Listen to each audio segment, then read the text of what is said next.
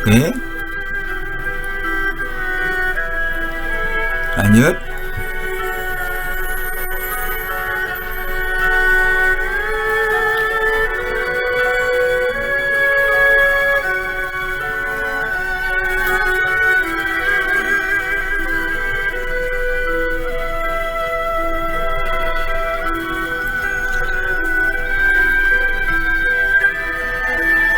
Kemungkinan pembayaran yang ketiga atas sekutu yang mundur itu adalah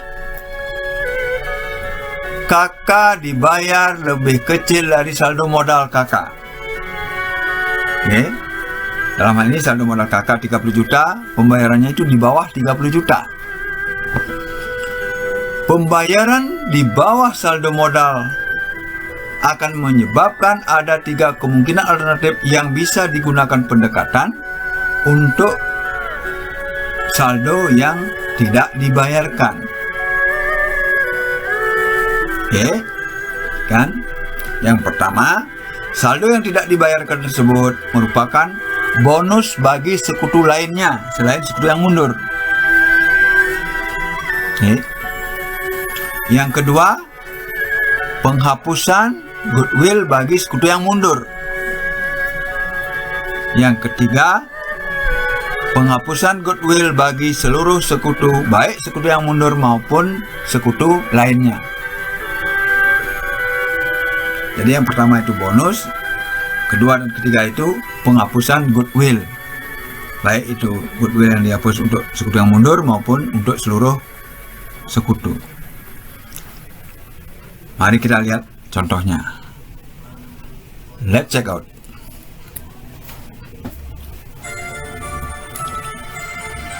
Perhatikan contoh kasusnya sama. Kakak mengundurkan diri. Perhatikan kesepakatan pembayaran kepada kakak.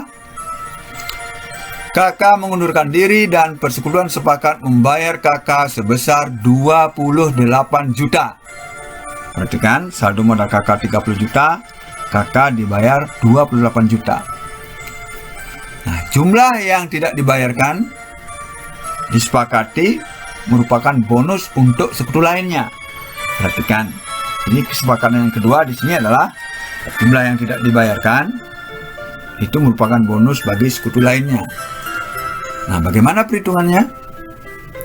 Saldo modal kakak 30 juta, kakak dibayar 28 juta, lebih kecil dari saldo modal kakak 30 juta, sehingga bonus yang harus diberikan oleh kakak itu adalah 30 juta, saldo modalnya dikurangi jumlah yang diterima pembayarannya 28 juta, bonus yang diberikan kakak 2 juta. Nah, bonus 2 juta ini diberikan kepada Yuri, Reri, dan Dini. Nah, bonus 2 juta ini akan dibagi oleh Yuri, Reri, dan Dini dengan rasio di antara mereka, yaitu diambil dari rasio keseluruhan, itu 3:3:2. Jurnalnya, modal kakak didebet 30 juta untuk mengenalkan. Pembayaran kepada kakak menyebabkan kas di kredit 28 juta. Sisa yang tidak dibayarkan kepada kakak, bonus kepada sekutu lainnya akan menyebabkan modal sekutu lainnya tersebut bertambah dengan rasio 3:3:2. Sehingga 2 juta ini bonus untuk menjadi tambahan modal Yuri 750.000, tambahan modal Reri 750.000, dan tambahan modal Dini 500.000. Oke, ini sebagai bonus.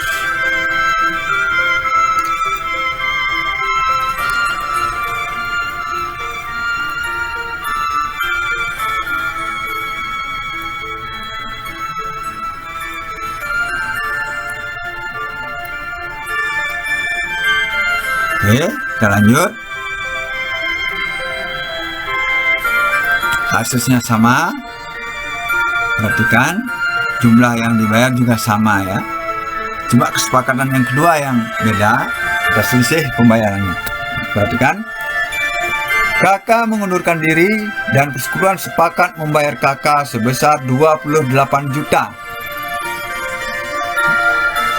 Jumlah yang tidak dibayarkan merupakan penghapusan goodwill untuk sekutu yang mundur. Jadi goodwill yang dihapus itu hanya untuk sekutu yang mundur saja. Perhatikan perhitungannya. Saldo modal KK 30 juta, KK dibayar 28 juta, lebih kecil dari saldo modal KK 30 juta. Sehingga penghapusan goodwill untuk KK saja 30 juta dikurangi 28 juta sama dengan 2 juta. Jadi goodwill yang dihapus hanya 2 juta. Itu untuk mengimbangi pembayaran kepada kakak yang 28 juta supaya menjadi 30 juta. Kita perhatikan jurnalnya. Modal kakak di debit 30 juta, kas di kredit 28 juta, goodwill dihapus di kredit 2 juta.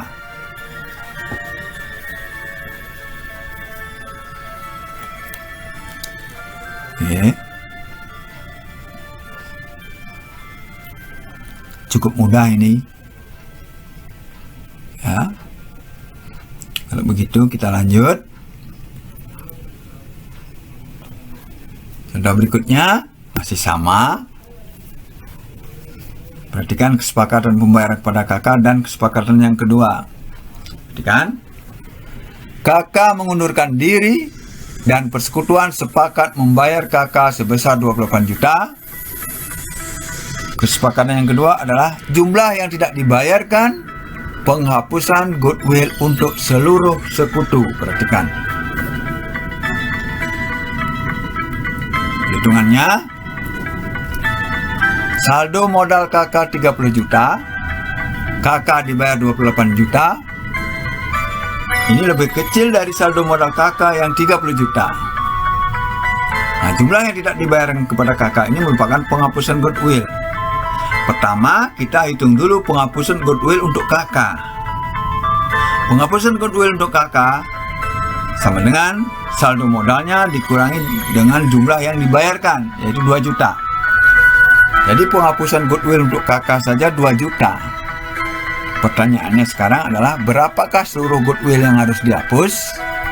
Kita harus hitung dulu total goodwill yang dihapus berdasarkan penghapusan goodwill untuk kakak. Nah, bagian kakak di dalam persekutuan itu adalah 2/10 dalam perbandingan rasio 3:3:2:2. Itu berarti bahwa penghapusan goodwill kakak yang 2 juta ini merupakan penghapusan goodwill sejumlah 2/10 dari total goodwill yang dihapus. Sehingga total goodwill yang dihapus adalah 2 juta dibagi 2/10 sama dengan 10 juta. Nah, goodwill yang 10 juta ini kita bagi kepada Yuri, Reri, Kakak, dan Dini dengan rasio 3:3:2:2. Sehingga jurnal yang dibuat adalah modal kakak di debit 30 juta untuk menolkan saldo modal kakak. Jumlah yang dibayarkan kepada kakak sebesar 28 juta, kasnya di kredit 28 juta. Kemudian goodwill dihapus 10 juta. Bersamaan dengan itu, modal sekutu yang lainnya juga di debit. Masing-masing modal Yuri 3 juta, modal Reri 3 juta, modal Dini 2 juta.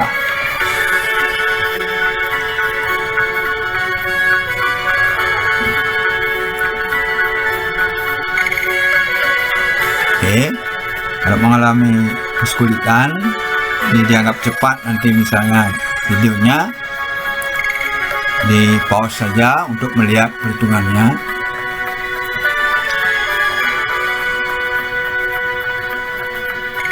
Lanjut. Nah, sekarang bagaimana kalau ada anggota sekutu yang meninggal? Nah, seperti dikatakan sebelumnya bahwa kalau ada sekutu yang meninggal itu secara hukum persekutuan itu dibubarkan. Ya. Pembubaran persekutuan sekutu yang meninggal Jika anggota persekutuan meninggal, saldo modal sekutu yang meninggal dibayarkan kepada ahli warisnya. Sejumlah saldo modalnya setelah dilakukan penilaian aset bersih persekutuan berdasarkan nilai wajarnya. Artinya, pada saat sekutu ada yang meninggal dunia, maka pembayarannya akan dilakukan kepada ahli warisnya. Tapi sebelumnya, aset bersih persekutuan itu harus dinilai kembali berdasarkan nilai wajarnya. Nah, setelah aset persekutuan dinilai berdasarkan nilai wajarnya, maka saldo modal sekutu yang meninggal tersebut dibayarkan kepada ahli warisnya. Kemudian ahli waris bisa juga melanjutkan menjadi anggota persekutuan berdasarkan kesepakatan dalam persekutuan yang baru. Bisa berdasarkan pertimbangan dari anggota yang lainnya dengan cara-cara seperti masuknya sekutu baru. Nah, akuntansi pembayaran saldo modal sekutu yang meninggal mengikuti akuntansi pengunduran anggota sekutu. Ini sama persis, tidak ada beda. Nah, jika ahli waris meneruskan menjadi anggota persekutuan, pencatatannya mengikuti masuknya sekutu baru.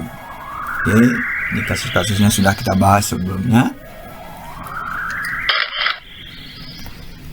Selanjutnya, akuntansi perubahan persekutuan menjadi perseroan. Nah, kemungkinan yang lain bisa saja terjadi perubahan badan hukum dari persekutuan menjadi perseroan. Perubahan persekutuan menjadi perseroan artinya bagian kepentingan sekutu yang akan digantikan dengan saham yang diterbitkan oleh perseroan. Tidak lagi dalam bentuk modal sekutu, tapi nanti sudah dalam bentuk modal saham. Dalam perseroan ditentukan jumlah modal saham yang diterbitkan dan jumlah modal disetor dari anggota persekutuan berdasarkan saldo modal persekutuan sebelumnya.